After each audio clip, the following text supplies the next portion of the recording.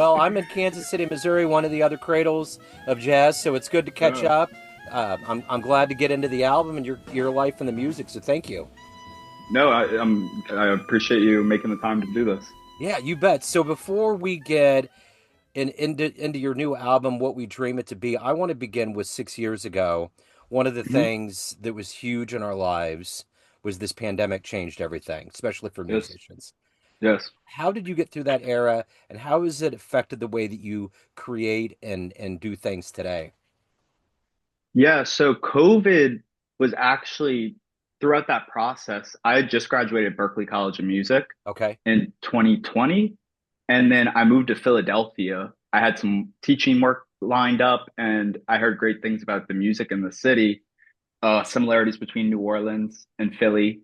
And I listened to Tim Warfield a lot on Nicholas Payton albums growing up. So I knew I wanted to be around Philly, Orrin Evans, and all these great Philadelphia musicians that have New Orleans connections.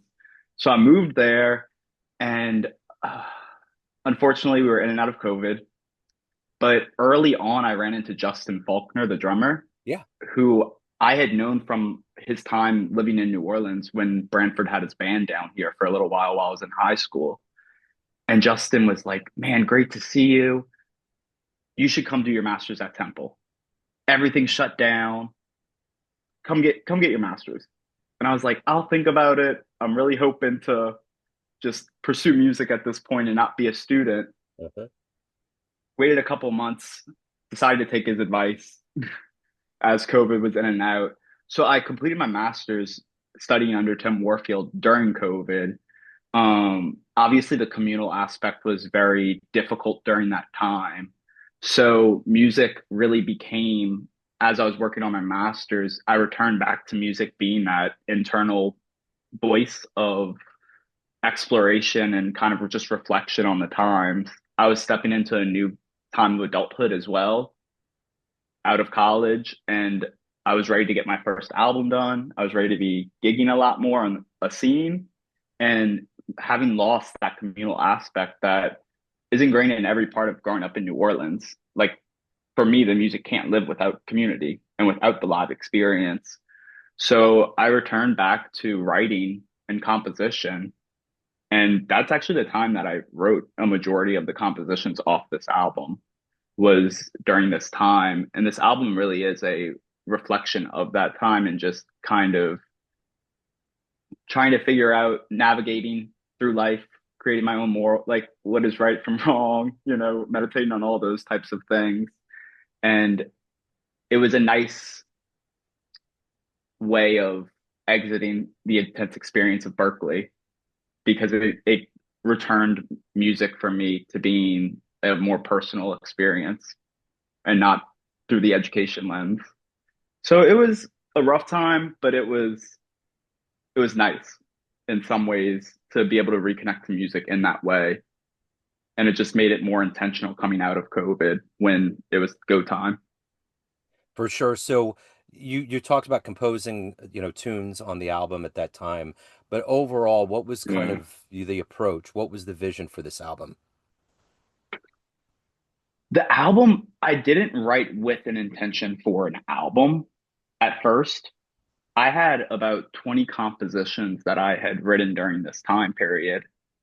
And it was me reconnecting to just myself and the craziness. We were in a very divisive time.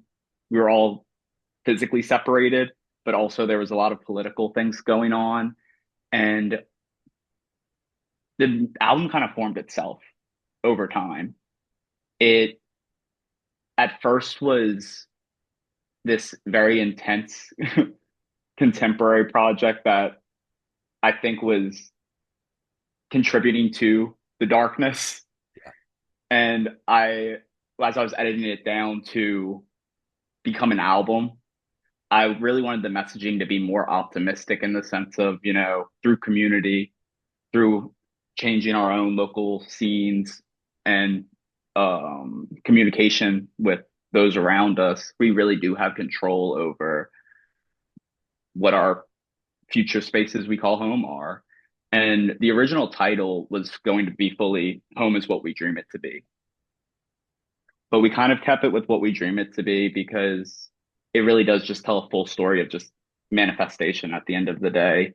And this idea of we really can work together, think of ways to make an ecosystem that benefits us. And so it slowly formed itself. Yeah. The music, the musicians I collaborated with, it showed me kind of where to go. So, what are you hoping a listener gets from this album? So we were in lockdown. It was isolation. It was a very personal process at first. Hmm. It was very vulnerable when I began sharing the music, even with my bandmates. And I realized very early on as COVID opened up and I moved back down to New Orleans to workshop the music, that the music itself was resonating with other people and the messaging behind the music was resonating with people. I think we can all relate to this idea of things around us just not being ideal and wanting change, but maybe feeling lost and feeling hopeless at times, but also feeling empowered in the sense, having those moments of empowerment. And very early on in um, performing the music, I, through talking with people, that was some of the first moments where I was like, oh, this is resonating with people beyond me. I hope people just get their own meaning from it and direction. I hope it's an album of optimism and hope. It tells a story of family. It tells a story of creating morals, of finding yourself, of stepping into adulthood and questioning and constantly checking what we think is true. And there were just many moments along the way. I remember right before we went to record, we were back in Philly doing a mini tour, and we were at Not So Latin, and they put us on a double bill with Professor Oates, Dick Oates, and he sat front row the whole time and really listened intentionally. And it was one of those powerful moments where after the show, he gave everyone real advice and encouragement of what we were doing well, what we were doing, what could have been improved on. And it was a moment of, oh, we can keep going with this. This is something that has some value to it outside of just our experience with it. And I think people make their own. I don't I don't like to put too many words to my own songs and stuff like that because people find value, I think, in their own listening. And I want there to be openness in it. But I hope it brings a sense of optimism and hope for the future.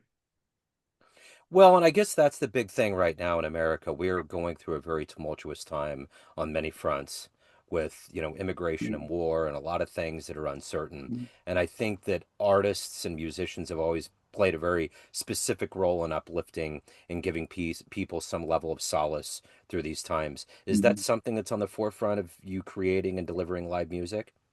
Totally.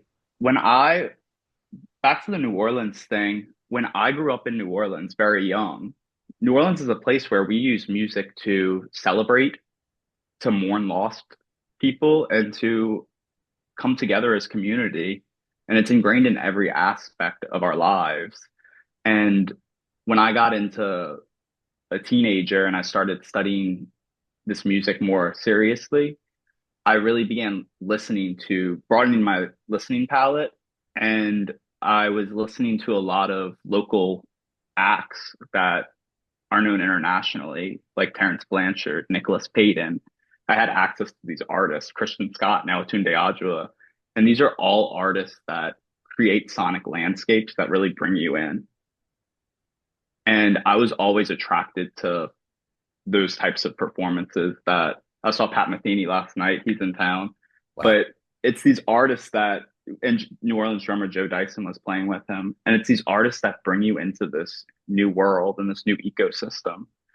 And whether it's for escapism, a moment to give people just a break, a pause from things, a moment to let people think, a moment of relief.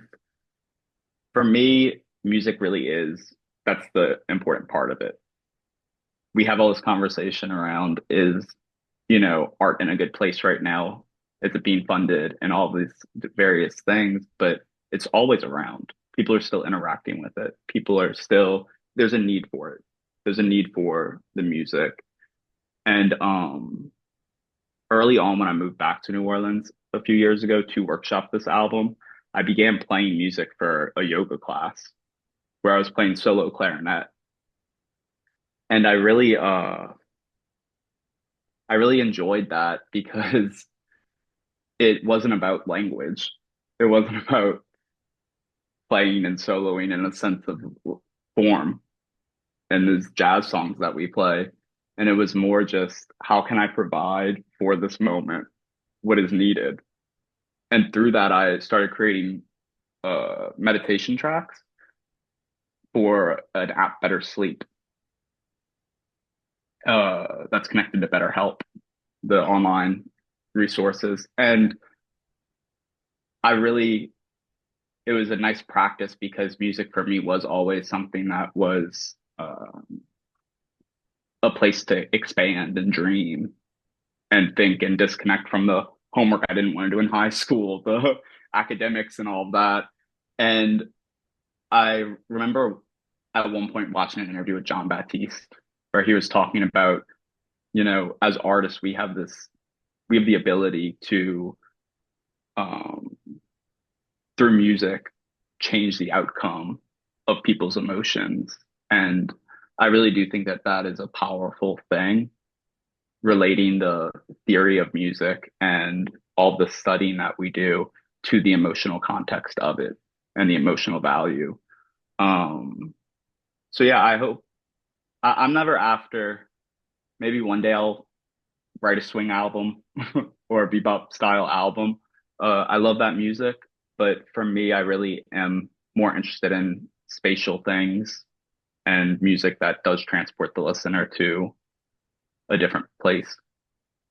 So is it always going to be music for you? I mean, you obviously grew up in a cradle of jazz. You've been around music. Was it always going to be the career that you were going to choose? Yeah, I started playing piano as a kid when I was like 5. And then when I turned 14, I joined a normal band program, and I chose the clarinet. My grandfather was a huge Pete Fountain fan, so I always had the ear on clarinet and the improvised setting. And then through programs like Stachmo Jazz Camp, I was part of the Preservation Hall Junior Jazz Band. Preservation Hall was running an outreach program. I started learning about Sidney Bechet and really developed my sound through that, my core of my sound, the darkness, the richness. And then I continued on to our performing arts high school, NOCA, and began working with Donald Harrison Jr. and got hip to the music of Alvin Baptiste and began learning of the lineage of modern jazz from New Orleans that some people don't know about. It's underrepresented in some ways, but it's very impactful. And I began studying that. And from that point on, I really realized for me, I wanted to move forward in presenting improvised music in a contemporary setting and really promote that this isn't disconnected from the New Orleans sound.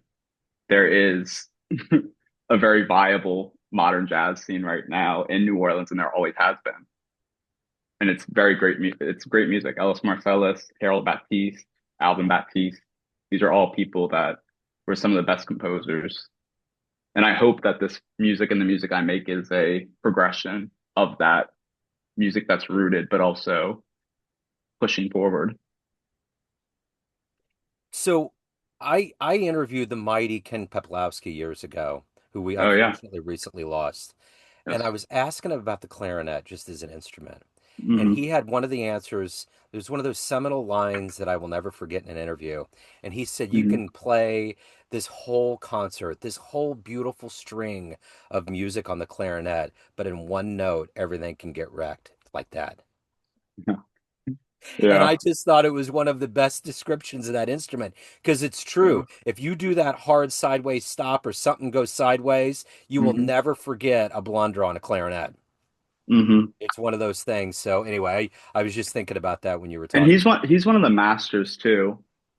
I love Ken, But man. ev That hurt when I found he left. yeah, I wish I would have had a moment to even. I never got to see him live Yeah, or interact with him in any way. But he was a unique voice on the instrument for yeah. sure. And to have someone of that caliber on the clarinet, clarinet's not an easy instrument. Oh yeah, no. Like he was pointing to it. It's easy to squeak. It's easy to have. It's not a very easy layout instrument, especially these older clarinets. The other system that a lot of these traditional clarinet players were playing. It's a difficult instrument. It ran sharp a lot of the times, Mhm. and yeah. So it's good. It is really great to hear people like Ken, Anat, that just have wild proficiency on their instruments. Yeah. It's very inspiring. So what do you like the best about being a professional musician? What gets you up every day?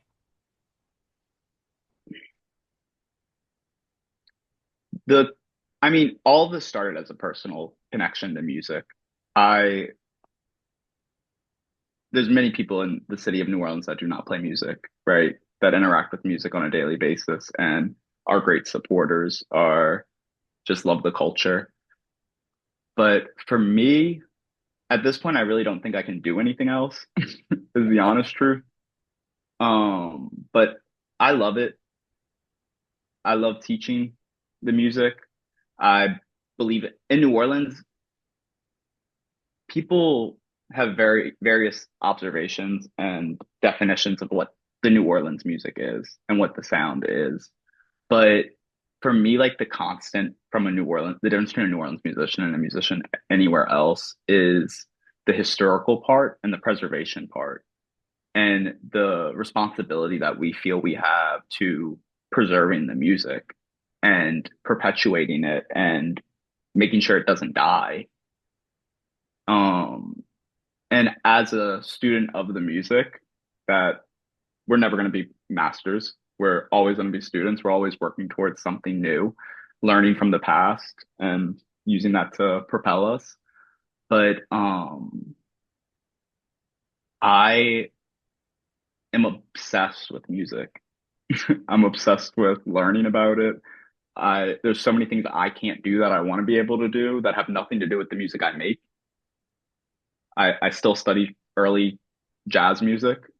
I still transcribe Sidney Bechet. I still transcribe Omar Simeon and all these early clarinet players, but it comes through in a different context in my playing. It's I think it's important and it's something that I'm just in love with. I couldn't imagine going a week without interacting with music in any way. And it's the live setting. It was really cool to record an album and get that done. It was a huge, but it's the live experience that keeps me connected to it and rooted. So let me ask you this, Benjamin. At the end of the day, everyone has a perception of you. Family, friends, Mhm. fans, everyone on the bandstand, but you run the show. What's your perception of you? Who do you think you are? Wow, that's a hard one, man. I think my This is therapist was asking me that this is question. this is the therapy session. Yeah, I think my therapist asked me that one last week. No, you know, education's important to me. I'm an educator. I believe in that. That'll always be an aspect of this because this is a art that relies on the oral tradition. And so that's a huge part of it for me. I want to be a connector. I want to be a community leader in connection. I I hope to just bring relief and joy. I think it's an act of service being an artist. Yeah, I think I'm a big family person. It's been nice to reconnect with family since being back home because I was away for 8 years in the Northeast. So it was nice to be a family person. But yeah, it's a weird art form to be in because you need so much time by yourself. Yeah. It requires so much isolation, and it's very easy to go in and out of different places emotionally. And I hope to become a more consistent person in all aspects of life, showing up for myself and for others in just a consistent way. That's what's important to me. So what we dream it to be is the new album. If anybody wants to get a copy, they want to catch you live. Any of the good business in your world, where's the best place to go? Wait, repeat that? Sorry. So the new album, if anybody wants to download or get a copy Mhm. or catch you live, where do Oh, they go? yes. Yeah. So if you're local to New Orleans, we are in Euclid Records, NOLA Mix Records, Louisiana Music Factory, our LPs and CDs. We just got LPs in, so I'm really excited about that. I've been Yeah. waiting a long time for it. And then online, we're on all the big distributors, Amazon, eBay. You can go to my website, bencousins.com/merch, benjamincousins.com/merch. And yeah. And then we're performing, we're working on building a tour right now in the Northeast and booking some dates in New York, hopefully for this year coming up. It's been a slow process. I'm realizing it takes a team. Yeah. This was the first go. Um, and then locally, right now, we are working on stuff for Jazz Fest. So Okay. we have Jazz Festival coming up. I don't have a gig at Jazz Fest, but we're working on getting some things booked at Jazz Fest. My drummer has a group called New Legacy. That's a really exciting project, and we're trying to do some type of double bill in New Orleans, hopefully, for that. Okay. Perfect. Well, I will put all these links in the show notes. Benjamin, great to meet you, man. Thank you so much for taking a minute out. Yeah. Best of luck on the release. I love it. Thank you. Thank you so much. Yeah. You bet. Neon Jazz.